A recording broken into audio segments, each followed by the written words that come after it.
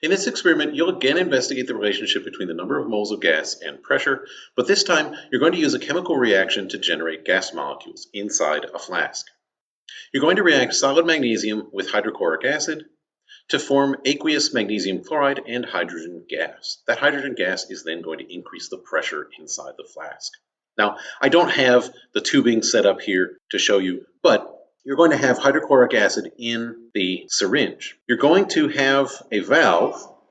It will initially start closed. You're going to need to open that valve, inject the hydrochloric acid into the flask. But when you do that, that liquid takes up some space in the flask. And we want to avoid that pressure change.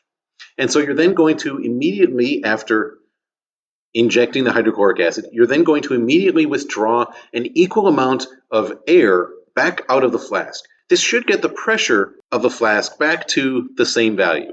In reality, it'll probably be slightly different, but it'll be pretty darn close. At that point, you want to close that valve to separate the airspace in the syringe from the airspace in the flask.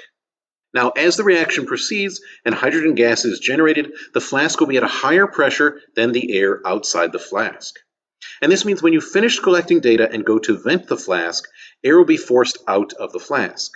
You do not want to open one of the valves.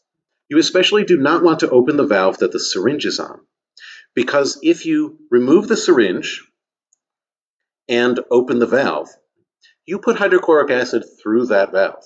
There is still going to be some hydrochloric acid remaining in that tubing of that valve, and so when you open that valve and air comes rushing out of the flask, you're going to be spraying hydrochloric acid throughout the lab. So do not, under any circumstances, open that valve.